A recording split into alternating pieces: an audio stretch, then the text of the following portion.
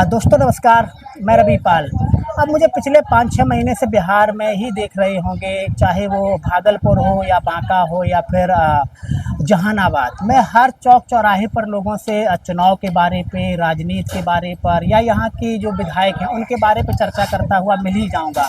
अभी मैं बाढ़ विधानसभा में हूँ और बाढ़ विधानसभा की राजनीति अभी वर्तमान में यहाँ पे एनडीए के वोट बैंक से जानी जाती है, क्योंकि पिछले 5 चुनाव में पाँचों में जदयू जीती हो या फिर बीजेपी जीती हो। अब तो बीजेपी का गठबंधन है एनडीए से, और वर्तमान में यहाँ के विधायक ज्ञानेंद्र प्रसाद ज्ञानू है।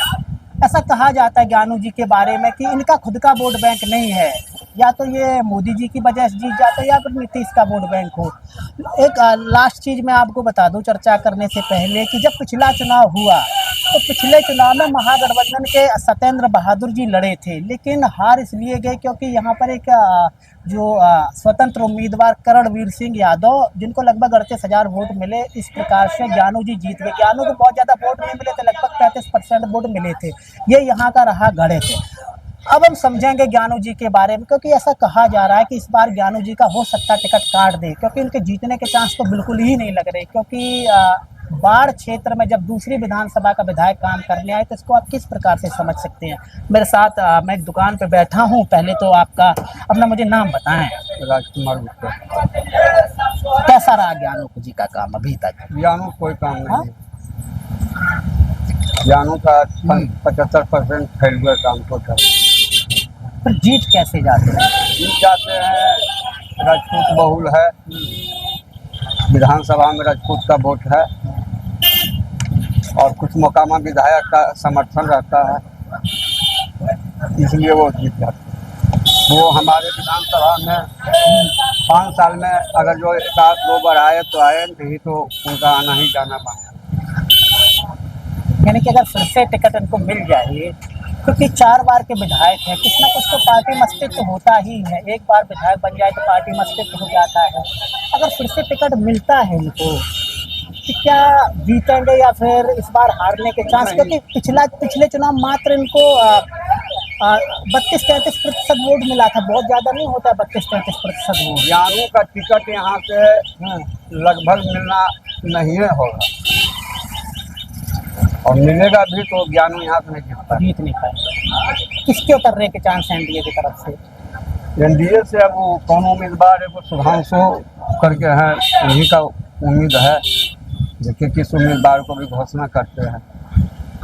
यानी कि ज्ञानू के टिकट कटने का चांस है, उनका है नहीं यहाँ पर। जो पहचान नहीं करता जनता का टिकट पसंद। अच्छा, एक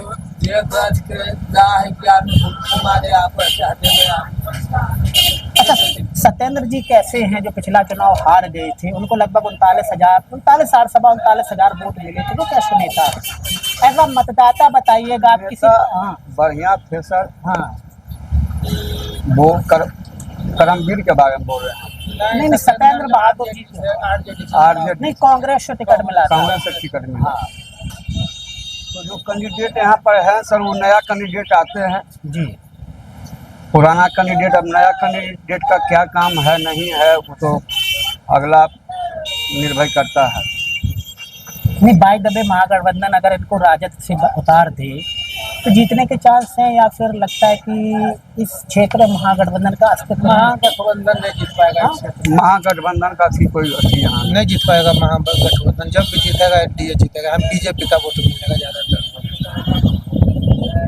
उसका कोई चांस नहीं। अभी आपने कहा ज्ञानू का टिकट कट सकता है, काम नहीं किया इसलिए टिकट कटेगा, लेकिन महागठबंधन नहीं जीत पाएगा यहाँ से, वो संभव।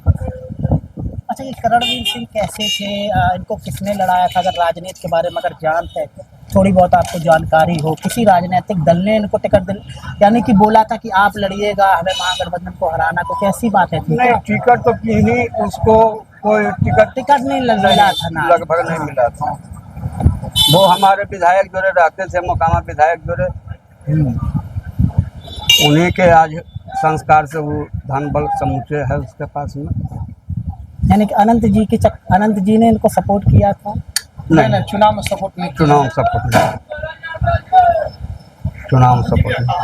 अच्छा, नीतीश बाबू कैसे हैं? आपकी तो जवानी से आप बुढ़ापे पे आने वाले हैं, 20 साल बहुत होता है, 18-20 साल एक ही मुख्यमंत्री को आप देख रहे हैं। वो किसी भी कभी इधर चले जाते उधर चले जाते, वो एक अलग बात है। लोग उनको किस नाम से बुलाता है वो सब जानता है, पूरा बिहार जानता है। लेकिन कैसे लगता है कि बदलाव हो इस बार के चुनाव में, या फिर नीतीश बाबू एक अच्छे मुख्यमंत्री हैं, हाँ अच्छे काम किए हैं।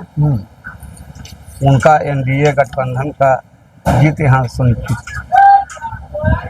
किस लिए अभी 125 यूनिट बिजली फ्री कर दी, 1100 रुपए देने लगे, इससे लोग आकर्षित नहीं, ऐसा बात नहीं है। कुछ शांति व्यवस्था है उनके समय में। अभी पहले देख लीजिए, अभी देख लीजिए। 20 साल का बहुत समय होता, कोई भी मुख्यमंत्री बन जाता, आप ही बन जाते, आप इतना काम कर देते। काम तो करते ना, आपको सत्ता मिलती तो काम तो आपका करना हक है। कोई नीतीश बाबू ने कुछ नया तो नहीं किया, कितनी फैक्ट्री लगा दी, कोई फैक्ट्री नहीं लगा, कितना पलायन रोके हैं, तो इस पे तो कुछ काम नहीं किए हैं ना। तो काम नहीं किए हैं, लेकिन और भी काम हुआ है। देहात एरिया में काम हुआ है, टाउन एरिया में काम हुआ है। अच्छा, महागठबंधन को आप लोग किस प्रकार से, क्योंकि ऐसा कहा जाता है बिहार के बारे में आपको बता दूं, जितना शहरी क्षेत्र है, आप किसी भी क्षेत्र में चले जाइएगा, वो एनडीए का गढ़ माना जाता है। आप कटिहार बांका कहीं भी चले जाइएगा, इतनी तो आपको जानकारी, वो एनडीए का गढ़ माना जाता है। तो हम ये भी कह सकते हैं कि ये शहरी क्षेत्र है, यहाँ बीजेपी का ज़्यादा वोटर है। तो आप महागठबंधन को किस प्रकार से देखते हैं इस चुनाव में?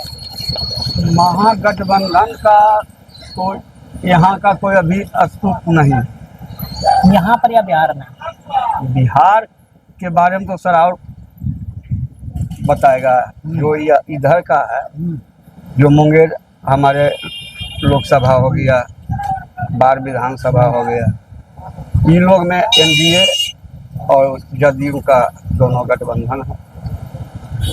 ये सब सीट जो है वो नीतीश बाबू के यहाँ, सारे नीतीश बाबू के हाथ में। अच्छा, तेजस्वी कैसे हैं? तेजस्वी अच्छे आदमी।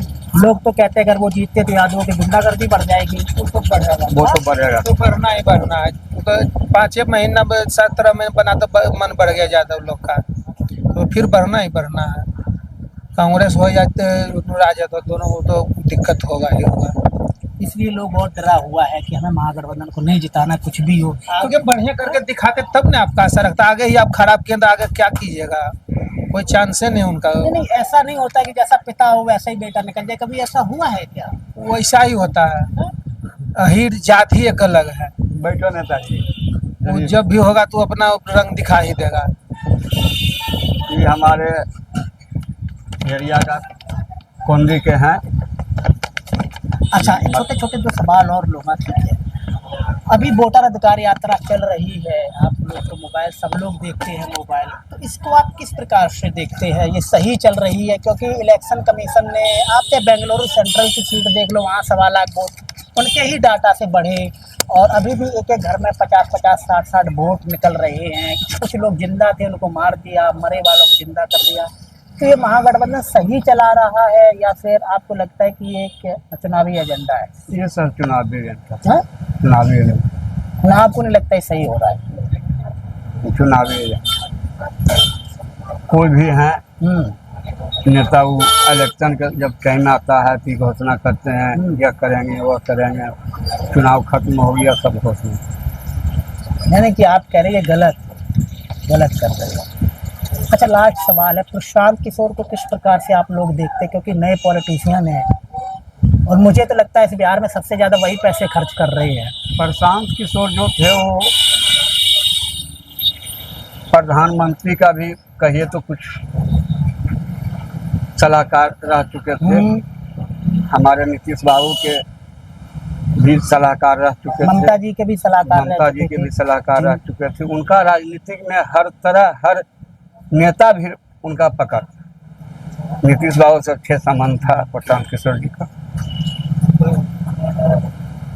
और ऐसा जो है कि विधानसभा में जो प्रशांत किशोर जो कह रहे हैं कि हम सफरा साफ कर देंगे, कि बिहार में होने वाला कुछ करेंगे इस चुनाव में? तो सीट तो 2-4-5 को जो आ गया तो भगवान भरोसे है सर। तो कह रहे हैं कि 244 पर लड़ेंगे, 138 पर सरकार बनाएंगे। संभव यानी कि आप कह रहे 2-4-5 भी आगे भगवान भरोसे है।